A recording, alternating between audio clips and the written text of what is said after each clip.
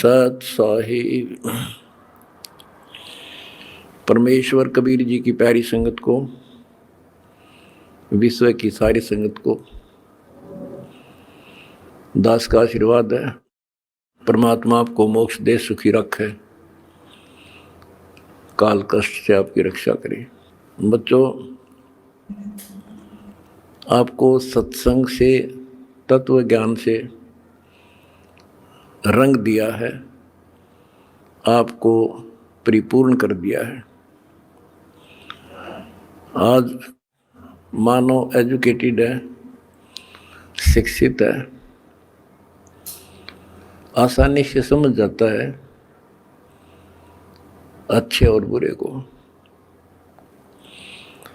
परमात्मा की विशेष रजा है। ये साइंस परमात्मा ने मानव को दी, जिसके कारण आज ये सोशल मीडिया परमात्मा कबीर जी की देन है और प्रचार का एक नंबर का साधन यही है। हमारा भगवान पूरा, हमारा ज्ञान पूरा और समाज की सभी बुराइयों से मुक्त मेरे भक्त भी देवी देवता से कम नहीं। आज के दिन यदि पृथ्वी पर देवी और देवता हो तो आप कबीर जी के बच्चे हो। ये अब समाज को भी समझ में आ चुका है कि यदि बसना चाहते हो, सुखी होना चाहते हो, तो ऐसे बनना पड़ेगा जैसे संत रामपाल जी के बेटा बेटी हैं। बच्चों, पहली बात तो ये है कि भक्ति मार्ग जो है ये खंडे की धार पर चलना है, यानी तलवार की धार पे। कब तक? जब तक हमारा ज्ञान और समाधान पूर्ण समझ में नहीं आता। और जब ये समझ आ जाता है, इसमें आने वाले कष्ट जो होते हैं वो हमारे लिए वरदान बनते हैं। ये अब आपके आसानी से समझ में आ जाएगा। अध्यात्म की सफलता का मूल कारण है कि राज्य क्रमता राम की, रजा दरे जो शीस, दास गरीब दरस परस, तिस बैठे जगदीश। ज्यों राखे त्यों ही रहूं, और मेरा के चारा, खाने जाद खरीद हूं, गुलाम तुम्हारा। आपको सत्संग के माध्यम से सुना करते हैं हम, कई उदाहरण भी दिए जाते हैं कि एक राजा था, वो नास्तिक था, उसका वजीर आस्तिक था,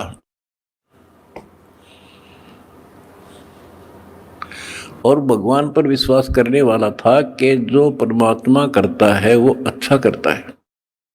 बहुत अच्छा हुआ। एक बार राजा अपनी तलवार को की धार चेक कर रहा था, खड़ा खड़ा। आसपास और भी मंत्री थे और वो आस्तिक मंत्री भी खड़ा था।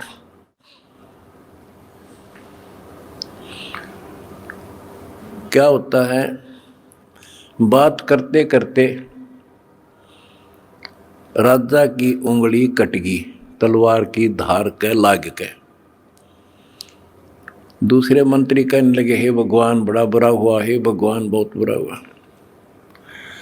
वो जो भगवान पर विश्वास करने वाला मंत्री कहता है कि बहुत अच्छा हुआ। वो दूसरे मंत्री, जो वो मंत्री था भगवान के डरने वाला विश्वासी, वो बहुत ही समर्पित था, राजा उसके ऊपर बहुत विश्वास करता था। लेकिन दूसरे जो मंत्री थे वो उसकी निंदा करते रहते थे, जी आदमी ठीक नहीं सर, ये आपको मरवाएगा कभी। वो चाहते थे किसी तरह इसकी महिमा कम हो, तुम्हारे नंबर बने। जब उसने कहा कि उंगली कटगी राजा तो बहुत अच्छा हुआ, जो हुआ अच्छा हुआ, बहुत अच्छा हुआ। तो इस बात से राजा बोला, भाई मेरी तांगड़ी कट गई और तू का अच्छा हुआ, नालायक आदमी। तो दूसरे मंत्रियों का दाव लग गया, जी हम भी तो आपने कहा नहीं करते, ये तो आपका दुश्मन है, आपके बुरे मराजी से, इसको जेल में ठोक दो। वो जेल में डाल दिया मंत्री, भगवान को चाहने वाला, भगवान पर विश्वासी। राजा की उंगली पट्टी पट्टी बंधाई, वो कट तो गई कति, लेकिन ठीक होगी, दर्द नहीं रहा। अब 3 उंगली रहेगी राजा का। अब राजाओं को तो यही होता बकवाद बाणी, जब ठीक हो गया बोला फिर चलो शिकार करने चलते हैं जंगल में। वो जो मंत्री था, जो चापलूस था, उसके स्थान पर महामंत्री बना दिया राजा और वो मंत्री, क्योंकि वो तो उसका चमचा था खास। राजा के 7 घोड़े गेल गेल भाग्या था, जिधर भी राजा जावे वो दोनों मार्ग पे चढ़ गए। मार्ग भूल गए तो जंगल में गहरा चले गए। वहां कोई जंगली लोगों का बलि पर्व था, अपनी देवी को बलि चढ़ाना था, नर बलि, यानी आदमी को काट के उसको समर्पित करना था ताकि देवी खुश हो। वो जंगली लोगों ने दोनों घेर लिए, पकड़ लिए, पुरोहित के पास लाकर खड़े कर दिए। 2 मिल गए। पुरोहित बोला 2 और बढ़िया, दोनों को चढ़ा दो। पहले इनके अंग देखो, अंग भंग ना हो, कोई काना, कोई उंगली हाथ कटा हुआ ना हो। देखा जब चेकिंग हुई तो राजा की उंगली कट रही। पुरोहित को बताया गया जी एक तो ठीक ठाक है, एक की एक उंगली कटी हुई है। वो बोला भाई वो डिफेक्टिव है, ये नहीं चढ़ेगा, इसको छोड़ दो, और इसको ये ठीक है, फिट है। और दूसरा जो चापलूस था मंत्री, उस भगत की रोज निंदा कराया करता था, वो फंस गया और वो चढ़ा दिया बलि, राजा छोड़ दिया। अब राजा ने तो उस मंत्री की कोठरी का गबाट जाकर पीछा देखा, जिस जेल में रोक रखा था कोठरी में, उसको खुलवाया और उससे कौड़ियों मिलानो, अगवाई उस दिन आप ठीक को थे, अग बहुत अच्छा हुआ, जया मेरी उंगली ना कट्टी होती तो आज मेरी जान जानी थी। भाई मैंने आपको नाजायज तंग किया, माफ कर दे। बोला जी आप राजा, मैं मंत्री, मैं के माफ करूं, आप जो करो और कर लियो, पर एक बात बता, मेरी उंगली कट गई तो मेरे लिए तो अच्छा हुआ, पर आपको 6 महीने की जेल हुई, आपके लिए क्या अच्छा हुआ? मेरे लिए मेरी जान बच गई, क्योंकि मैं आपके साथ होता उस महामंत्री की जगह, आज मैं बलि चढ़ता। ये 6 महीना की जेल में मेरी मौत बच गई। तो बच्चों, परमात्मा जो करता है अच्छा करता है। इस 11 साल की तपस्या में क्या पता कौन सी करड़ाई टड़ी हो, और परमात्मा जो करता है वो अच्छा करता है। हमारे मन में कभी दोष से नहीं आया, ना सोचिए कि गलत हो सकता है। फिर विश्वास बिना भगवान नहीं मिलता। तो इसी प्रकार हमने परमात्मा के ऊपर समर्पित रहना होगा। क्या होता है, जैसे 9 नकली दुकान है और एक असली होती है, इंसान नकलियों पे घूम घूम कर ठग के और सबको एक आंख से देखता है, सारे इसे हैं। तो इसी प्रकार आज संत मार्ग के अंदर संतों की जो कथनी और करनी है उसमें बहुत अंतर है। इस करके समाज ने ज़्यादा से ज़्यादा गणी नहीं तो 50% समाज रिजेक्ट कर चुका है साधु संतों को। अपने हिसाब से चाहे कोई पत्थर पूज रहा है, चाहे कोई तीर्थ जा रहा है, वो कर रहा है। इसका कारण क्या है कि हमें परमात्मा का ज्ञान नहीं हुआ और परमात्मा से मिलने वाला लाभ हमें प्राप्त नहीं हुआ, जो भी हमने साधनाएं की। परमात्मा को पाने के लिए राज त्याग दिए, घर छोड़ दिए, कठिन तपस्याएं की, लेकिन जो परमात्मा से अपेक्षित होता है वो मिल नहीं पाया। आखिर में इंसान नास्तिक हो गया, चोरी करके उस पूर्ति को पूरा करने लगा, रिश्वत लेकर न सोचा सेठ बनूं, कभी नहीं बन सकता, सपने में भी ना सोचना।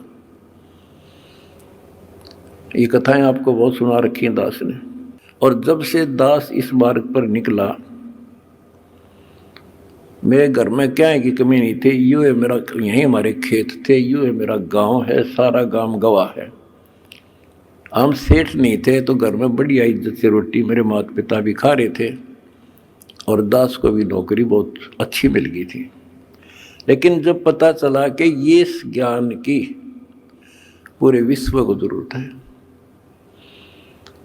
संत गरीबदास जी की वाणी है, अगम निगम को खोज ले और बुद्धि विवेक विचार, उदय अस्त का राज मिले तो बिन नाम बेगार है। बताओ, यह छोटी बात नहीं है। भक्ति ना करने वाला तो सारी पृथ्वी का राजा बन जा, उसका भविष्य जीरो होता, जीरो। आज कोई भी आज किसी भी पद को प्राप्त है, कोई राजा बना है, मंत्री है, मुख्यमंत्री है, कोई अच्छी पोस्ट है, सेठ है, वो पिछले संस्कार से है, पिछले किसी जन्म में उन्हें अच्छे तप धर्म दान किए हुए हैं। और अब वो टीटी भाग रहा है, लाट साहब बन रहा है, क्योंकि इस टाइम पर टूक मिल रहा है, समय पर सारी सुविधा प्राप्त है, और वो ये सोचता है बस इतना ही काम है। ये अध्यात्म ज्ञान का टोटा है। उस अध्यात्म ज्ञान के टोटे को पूरा किया मैंने सभी ग्रंथों से, सभी महापुरुषों की वाणियों से एक कर दिया। अब देखो, हम देखते हैं भी, एक इंसान सेठ है, एक IAS IPS MLA MP प्रधानमंत्री मुख्यमंत्री बने हैं, और वो कति राम नाम न जानते नहीं, सारे दिन दारू पीना या मजाक करना और बकवाद करना, या अपनी अच्छे नेक व्यक्ति हैं तो अपना करके खाना रहना। और हम सोचते हैं कि ये भक्ति जो कर रहे हैं, वो ये सोचते हैं कि हम भक्ति कर रहे हैं, और फिर भी कोई ना कोई कष्ट थोड़ा बहुत आ ही जाता है। और मेरे साथ वाला सारा दिन कोई राम नाम न जानता, नहीं कहता ताश खेल है, कह दारू पीवे, ना अपनी धंधा करता है और बड़ा अफसर है, इसको कोई दिक्कत नहीं होती। तो ये ऐसे समझना होगा आपने, जैसे इन्वर्टर की बैटरी है, वो चार्ज कर दी और इन्वर्टर है नहीं, फिर हटा दिया, तो जब तक उसमें वो कैपेसिटी है उसकी, वो चलेगी, पंखे भी चलेंगे, कूलर भी चलेगा, लाइट भी जग रही होगी। और जिस समय वो बैटरी डिस्चार्ज हो जाएगी, सभी समाप्त हो जाएंगी, सब सुविधाएं खत्म। उसके बाद फिर क्या होगा, उसके ऊपर कैर टूटेगा और उस समय देर बहुत हो चुकी होगी। आज कोई राजा है, महाराजा है, और फिर मृत्यु के बाद कुत्ता बनेगा, गधा। ये संतों की वाणी है, कोई डूम बाट के गीत नहीं है, अध्यात्म ज्ञान है। फिर पीछे तू पसवा कीजिए, गद्दा बैल बनाई, ये 56 भोग कहाँ मनवोरे, कि तक कुरली चलने जाए। एक थोड़ा सा दिमाग तक काम ले ले इंसान तो कर्जा पाट जाए। आज सारी सुविधाएं हैं, समय पर सब मिल रहा है, और मृत्यु के उपरांत क्या होगा? कुत्ता बनकर धक्के खागा। तो ये डर बनेगा गात में, जब बात बनी मेरा बना डर, ये ज्ञान होया। तो फिर बताया कि कोट जन्म तन भ्रमत हो गया, कुछ नहीं हाथ लगा रे। और कुकर कुत्ता, शुक्र सुअर, खर गधा, और कौवा हंस बुगारे। तो ये छाती में लागन लागी ये बातें, भाई तो बहुत जुल्म हुआ। आज एक छोटी सी पोस्ट है जेई की, इस समय मैं अफलातून मान रहा हूँ अपने आप को। और आत्मज्ञान बताता है कि राजा भी रहे, देवता भी रहे, और मोक्ष नहीं हुआ। मोक्ष कैसे होगा? गीता अध्याय 4 श्लोक 34 में कहा कि अर्जुन, तो तत्व ज्ञान को जो भगवान स्वयं अपने मुख से बोलता है, गीता अध्याय 4 श्लोक 32 में बताया, तत्वदर्शी संतों से पूछ, और वो तत्वदर्शी संत तुझे वो ज्ञान कराएंगे, उनको दंडवत प्रणाम कर। यानी इतना कीमती है ये ज्ञान, उसी को बताया जाएगा जो कति समर्पित होगा। फिर लास्ट में बता दिया है कि गीता बोलने वाला कहता है कि अर्जुन 18वें अध्याय के 62वें श्लोक में, तू सर्वभाव से उस परमेश्वर की शरण में जा, उसकी कृपा से ही तू परम शांति को और सनातन परम धाम को प्राप्त होगा। एक तो इसी ये बात क्लियर हो जाती है कि गीता ज्ञानदाता से कोई और है परम शक्ति, जिसकी भक्ति से परम शांति होगी और सनातन परम धाम सतलोक प्राप्त होगा, सत्य स्थान। गीता अध्याय 15 श्लोक 4 में कहा है कि तत्व ज्ञान की प्राप्ति के पश्चात परमेश्वर के उस परम पद की खोज करनी चाहिए, जहां जाने के बाद साधक फिर लौटकर संसार में नहीं आते। तो उसके लिए हमने ये पाना है, उस परम पद को पाना है। कौन से परम पद को? जहां जाने के बाद फिर लौटकर नहीं आते, जहां परम शांति है, वो सनातन परम धाम है।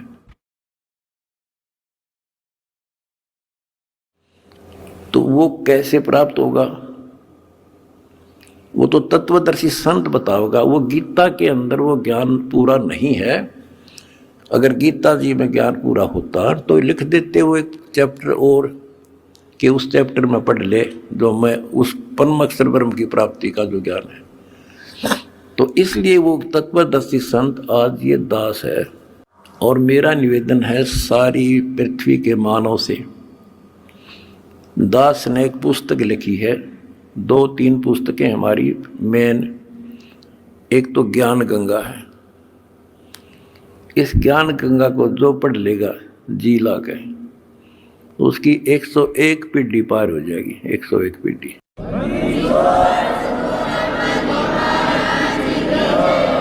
ये सारा ज्ञान कति मेरी आत्मा समझ लेना हो, ज्ञान गंगा ऐसे गजब तरीके से तैयार कर रखी है। जब इंसान होगा निष्पक्ष भाव से पढ़ लेगा, वो और बताता फिरेगा। इन देखते तो है नहीं, हाहाकार मचाते हैं, इसमें ये लिख दिया वो लिख दिया। एक भी उस पुस्तक में बगैर शास्त्र प्रमाण पर शब्द नहीं बोला।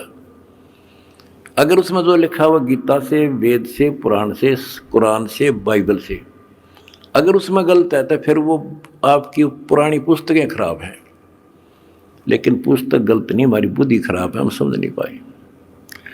दूसरी पुस्तक है जीने की राह। उस जीने की राह पुस्तक पढ़ के करोड़ों भक्त सुधर गए, बच्चे छोटे छोटे भी। वह ऐसी गजब समाज सुधार की पुस्तक है। आज यो लिव एंड रिलेशन का जो आग लाग रही है लव मैरिज की, इस पुस्तक को पढ़कर कोई ना तो लव मैरिज करेगा और ना ही लिव इन रिलेशनशिप में रहेगा, ना बुराई करेगा, ना समाज के अंदर एक देवता बनकर रहेगा। ऐसी गजब की पुस्तक है और हम फ्री में देते हैं, कोई लालच नहीं। कोई मैंने सोचे भाई रामपाल अपने कोई लालच कर रहा होगा, ये समाज ने पता चल गया मैं लालची हूँ कि ना हूँ। मैं केवल परमार्थी हूँ और परमार्थ की ट्रेनिंग मैंने अपने बच्चों को दे रखी है।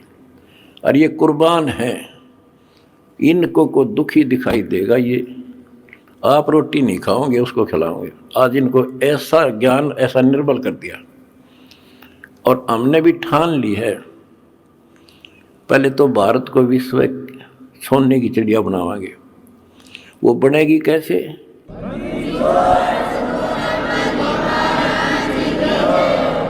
जीने के लिए अन्न की आवश्यकता है, अन्नदाता किसान है, और किसान की कांच काट रखी। अब हम सबसे पहले मजदूर और किसान का डट कर साथ देंगे। कोई आपत्ति आवेगी या किसी को वैसे को किसी कारण से और समस्या आती है, या मजदूर को, ये दो ही हैं जो आज दुखी हैं। और तीसरी बात होगी, अगर ये नाम से जुड़ जाएंगे तो हमारा काम हल्का हो जाए, भगवान सीधा कनेक्शन देगा, इनमें सीधा लाभ देगा। अब भगवान कहते नाम क्या करता है, भगवान क्या करता है? जैसे शुरुआत में हमारे गांव में लाइट बिजली नहीं होती थी, और बिजली की तो शुरुआत हुई लगवाने की, तो एक आधी जगह को एक्सीडेंट हो गया, इंसिडेंट न्यों पता लग गया भाई वहाँ बिजली ने पकड़ लिया, मर गया। तो उससे और डर बन गया लोगों के। हमारे गांव में बिजली की शुरुआत हुई, मैं जब जेई लगा ही था तब तक हमारे घर में बिजली नहीं थी, सन 1977 तक, और ना नीयत थी लगवाने की।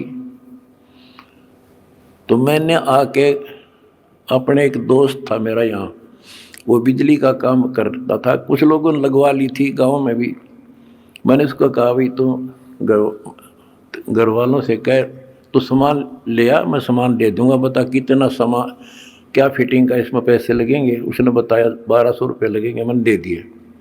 वो सामान लेकर घर आ गया, मैं चला गया ड्यूटी पे।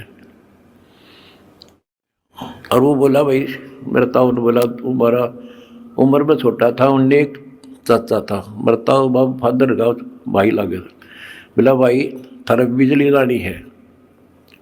वो बोला तो अपने माँ बाप का ला ले बिजली, भाग जाड़ा की तो बकवास करे, तो मारे क्यों लाओ बिजली, तू अपने ला ले।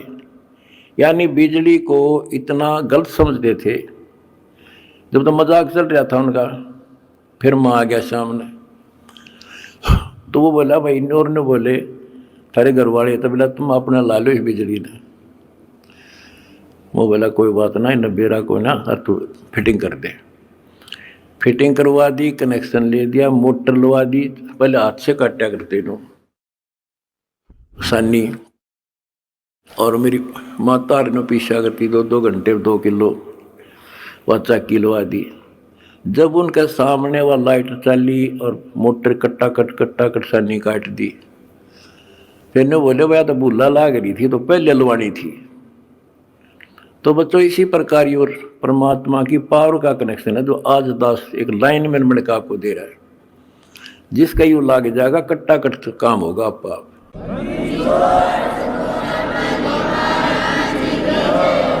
ये करोड़ों भक्तों ने कनेक्शन ले रखे हैं, सारे के ठाठ कर रखे हैं, सबके चेहरा पर रौनक, कोई टेंशन नहीं आ सकती। पर भगवान की भक्ति खा कर देश में समस्या आती रही और धन का टोटा हो गया। तुमने इतना दान कर दिया कि आज देख कितने लाखों दुखियों का दुख दूर हो रहा है तुम्हारे दान से। और वह जब भगवान का जुड़ गया तो सीधा कनेक्शन उनसे भी हो जाए। भगवान को रिश्तेदार थोड़ा किसी का हो, तो सबको देगा, सबके साथ एक जैसा व्यवहार है। बिजली ने कोई लगवा लो अपने पावर को, फुल काम करेगी, पर उसकी मेंटेन, उसको सारी उसकी जो है मर्यादाओं का पालन करना होता है। गलती कर दी तो वह नष्ट भी कर देती है। तो सावधानी बरतें, मर्यादा का पालन करें, और देखो फिर किसे ठाठ हो जाएंगे और मोक्ष मिलेगा। ये तो रूंगे में मिलेंगे, यहाँ के सुख तो रूंगा, असली जड़ तो मोक्ष है। वहाँ चले जाएंगे जहाँ जाने के बाद फिर लौटकर संसार में नहीं आते। सत साहिब।